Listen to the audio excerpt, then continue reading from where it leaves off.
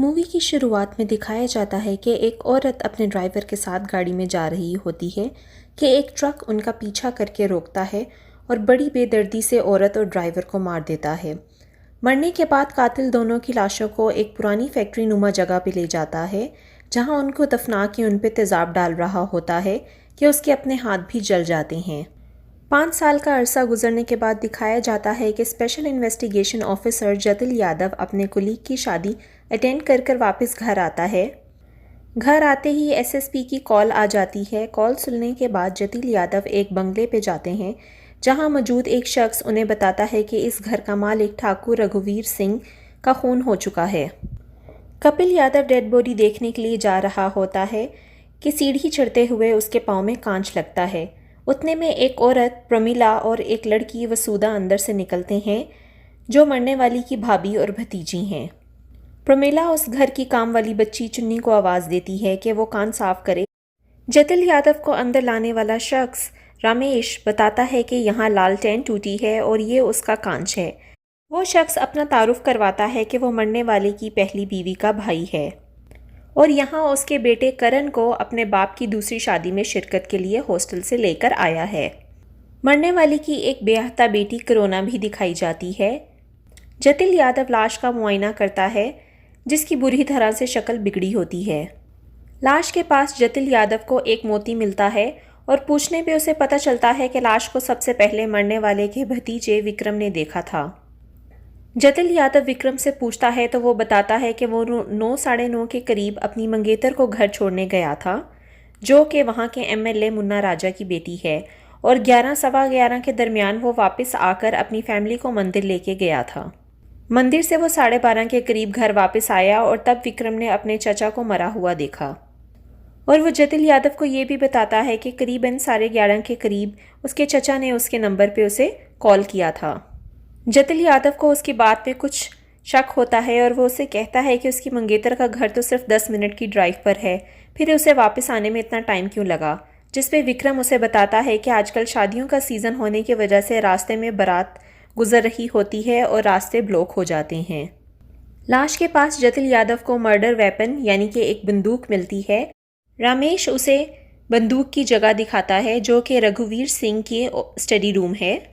जतिल यादव वहाँ का मुआयना करता है और उसे पता चलता है कि बंदूक एक शीशे के केस में रखी गई थी, जिसको पेपर वेट से तोड़कर बंदूक अंदर से निकाली गई है। जतिल यादव को घर की ऊपरी ओर जाने वाली दूसरी सीढ़ी भी मिलती है, जो घर के पिछली तरफ से जाती है। जतिल यादव उस सीढ़ी से ऊपर जाता है तो उसे रघुवीर सिंह की नई दुल्हन का कमरा वहां से दिखाई देता है। जतिल उसकी दुल्हन से पूछताछ करता है और उसे पूछता है कि वो कहाँ की रहने वाली है। उसकी दुल्हन राधा की बजाय चुन्नी जतिल यादव को बताती है कि उसकी नई मालिकन अनाथ है और वो 5 साल से यहीं रह रही है। इतने में दिखाया जाता है कि प्रमिला और वसुधा छुपकर जतिल यादव और राधा के दरमियान होने वाली गुफ्तगू सुनना चाह रहे होते हैं। राधा जतिल को वहाँ से जाने को कहती है और उसको कहती है कि वो उसे कुछ भी नहीं बता सकती। इतने में जतिल को बाहर से शोर सुनाई देता है और बाहर देखने पर उसे मालूम पड़ता है कि करोना का पति रवि हंगामा कर रहा होता है। रवि इस शोर शराबे के दरमियान चीख रहा होता है कि राधा, जो कि रघुवीर की रखेल थी, उसे इस घर से अब बाहर निकाला जाए, क्योंकि रघुवीर की जायदाद पर सिर्फ और सिर्फ रवि का हक है। और वो ये भी कहता है कि राधा ने जानकर रघुवीर का कत्ल किया है ताकि वो ये दौलत हथिया सके, मगर रवि इस दौलत को अपने हाथ से नहीं जाने देगा, क्योंकि रघुवीर का बेटा करण तो एक ड्रग एडिक्ट है और बाकी बचता है सिर्फ रवि, जो कि इस जायदाद का अब इकलौता वारिस है।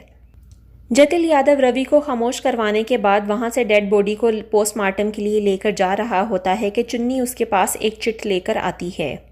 घर जाकर जतिल वो चिट पढ़ता है तो उस पर राधा का नाम और पता लिखा होता है। चिट पढ़कर जतिल को 5 साल पहले का वाकया याद आ जाता है, जब उसने ट्रेन से एक लड़की को आत्महत्या करने से बचाया था और वो लड़की दरअसल राधा होती है। फोरेंसिक रिपोर्ट से जतिल को पता चलता है कि रघुवीर की मौत 10 साढ़े 10 के दरमियान हो चुकी थी।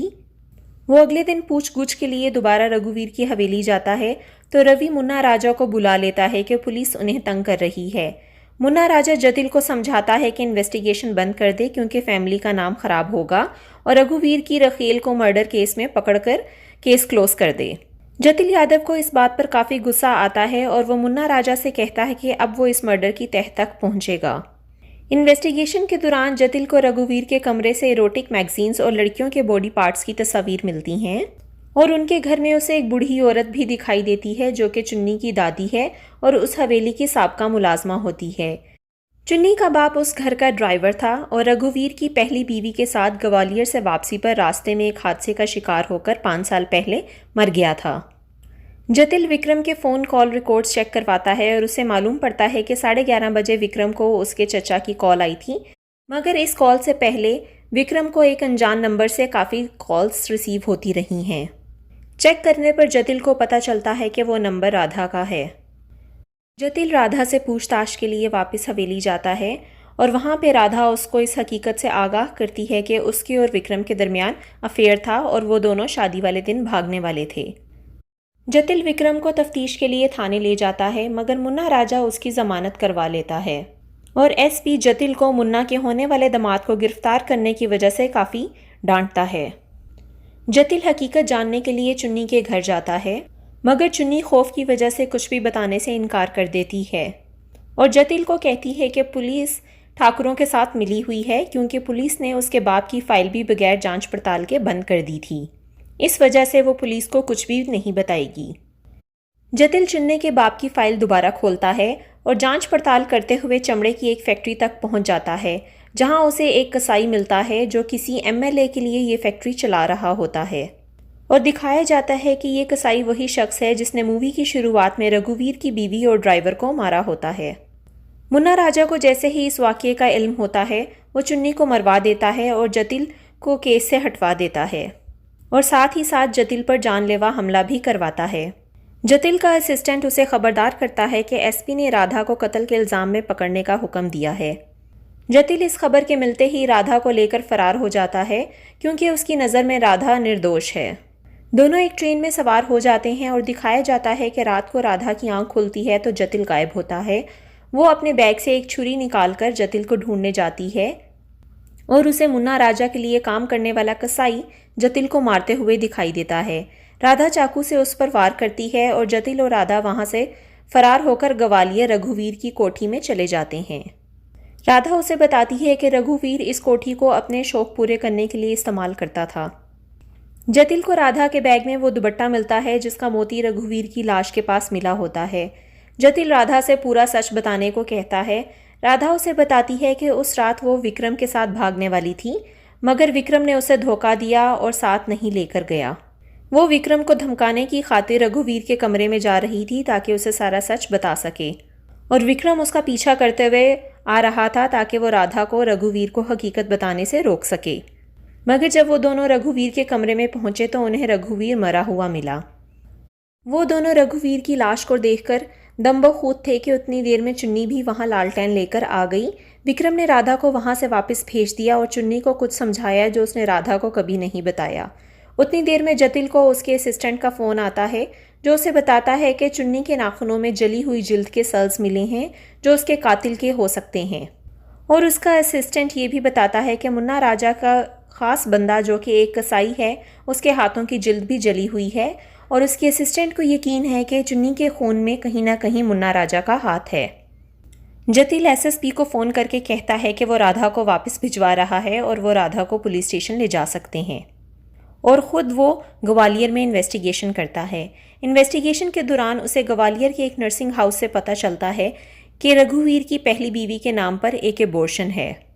जतिल उस एबॉर्शन डेट को नोट कर लेता है और उसको रघुवीर की हवेली से ये भी पता चलता है कि रघुवीर यहाँ पर बहुत सी औरतें लाया करता था और वहाँ का चौकीदार उन्हें बताता है कि हमारी पहली मालिकन ने हमें कहा था कि जब साहब अब किसी लड़की के साथ आएँ तो हम उन्हें कॉल करके बुला लें। और जिस रात रघुवीर की पहली बीवी का इंतकाल होता है उस रात उसकी पहली बीवी रघुवीर का पीछा करते हुए इस हवेली में आती है और उसे यहाँ किसी लड़की के साथ देखती है। इस सारे वाक़ये को खोजते हुए जतिल एक बोर्डिंग स्कूल पहुंच जाता है और वहां से कुछ इन्फॉर्मेशन कलेक्ट करता है। वो इन्फॉर्मेशन इकट्ठी करने के बाद जतिल शादी की मूवी मंगवाता है और उस मूवी को बड़े गौर से देखता है। इतने में उसके असिस्टेंट की उसे कॉल आती है और वो बताता है कि एसएसपी ने राधा को एक पुल के नीचे बुलवाया है और थाने लाने से मना किया है। जतिल अपने असिस्टेंट को कहता है कि एसएसपी के ऑर्डर्स माने जाएं और राधा को जब वो पुल के नीचे एक गाड़ी में लेकर रुकते हैं तो साथ ही वही कसाई उन पर वापस हमला कर देता है, मगर जतिल और उसका असिस्टेंट राधा को मरने से बचा लेते हैं और उसको लेकर वापस कानपुर आ जाते हैं। वहाँ रघुवीर के घर में मुन्ना राजा, उसकी बेटी और रघुवीर की सारी फैमिली जमा होती है।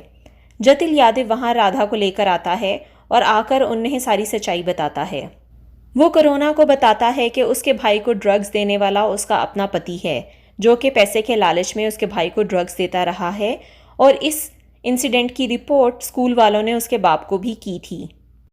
मुन्ना राजा को लगता है कि रवि ने रघुवीर का कत्ल किया है, मगर जतिल कहता है कि रवि ने उसका कत्ल नहीं किया बल्कि कत्ल किसी और शख्स ने किया है, और मुन्ना राजा अच्छी तरह जानता है कि ये कत्ल करने वाला कौन है। वहाँ से मुन्ना राजा को काफ़ी गुस्सा आता है और वो जतिल से कहता है कि इस घर से निकल जाए, मगर विक्रम जतिल को सारा सच बताने को कहता है। जतिल सबको बताता है कि रघुवीर अपनी भतीजी वसुधा के साथ ज्यादती करता रहा था, जबकि वो 18 साल से कम थी। जैसे ही रघुवीर की पहली बीवी को इस वाक़ये का इल्म हुआ, उसने फ़ोन करके वसुधा की मां प्रमिला यानी कि अपनी भाभी को सारी हकीकत से आगाह किया। प्रमिला ने रघुवीर को रोकने की बजाय अपनी भाभी को मरवा दिया ताकि ये बात दुनिया के सामने ना आ सके, और उसके कत्ल में प्रमिला और मुन्ना भाई दोनों शरीक थे, और उसने अपनी बेटी को भी चुप रहने को कहा ताकि उसके बेटे विक्रम को सारी जायदाद मिल सके। जब विक्रम को इस वाक़ये का इल्म होता है तो वो अपनी माँ से काफ़ी नाराज़ होता है और उसे घर से निकल जाने को कहता है, मगर प्रमिला अपने किए पर शर्मिंदा होकर खुदकुशी कर लेती है। उसके मरने के बाद वसुधा जतिल को सारी सच्चाई बताती है और वो उसे बताती है कि वो कभी भी ऐसा नहीं करना चाहती थी, और उसके चाचा ने जब उसके साथ ज्यादती की थी तो वो प्रेग्नेंट हो गई थी, जिसकी वजह से स्कूल से उसको एक्सपेल कर दिया गया था, और स्कूल वालों ने उसके लोकल गार्डियन यानी कि उसके चचा को इन्फॉर्म किया। उसके चचा ने अपनी पहली बीवी के नाम पर वसुधा का अबॉर्शन करवाया था। शादी वाली रात वसुधा अपने चचा से काफ़ी अरसे बाद मिली थी और उसे अपने चचा पर काफ़ी गुस्सा था, और वो यही गुस्सा निकालने अपने चचा के कमरे पे गई थी, जहां शर्मिंदा होने के बजाय उसके चचा ने मज़ीद उसी की ही बेइज्जती की कि वो एक ख़राब लड़की है। इस बात से तैश में आकर वसुधा ने अपने चचा का कत्ल कर दिया। जतिल उन सबको बताता है कि ये सारी हकीकत उसने शादी की मूवी देखकर अंदाज़ा लगा ली थी, क्योंकि शादी की मूवी में उसके चचा के कत्ल के टाइम पर वसुधा कहीं दिखाई नहीं दे रही, और जब वसुधा वहाँ से उठ के जाती है तो उसने लाल रंग का दुपट्टा लिया होता है, मगर जब वो कुछ अरसे बाद वीडियो में वापस दिखाई देती है तो उसका दुपट्टा बदला हुआ होता है, और यही दुपट्टा उसने जाकर राधा के कमरे में छुपा दिया था, जो कि उसके बैग में था। मूवी के एंड पर दिखाया जाता है कि जतिल की मां अखबार में इस केस की खबर पढ़ रही होती है, जिसमें लिखा होता है कि रघुवीर की भाभी ने मुन्ना राजा के साथ मिलकर रघुवीर के कत्ल को प्लान किया, और साथ ही साथ एसएसपी पर भी तफ्तीश चल रही होती है क्योंकि उसने मुन्ना राजा और रघुवीर की भाभी का साथ दिया। जतिल अपनी मां को बताता है कि उसने वसुधा का नाम जानबूझकर इस सब में नहीं आने दिया, क्योंकि वसुधा के साथ जो ज्यादती की गई थी उसका बदला उसने सही लिया है। व्यूवर्स, प्लीज़ हमारे चैनल को लाइक और सब्सक्राइब करना ना भूलिएगा ताकि आपको मज़ीद आने वाली वीडियोस के अपडेट्स मिलते रहें।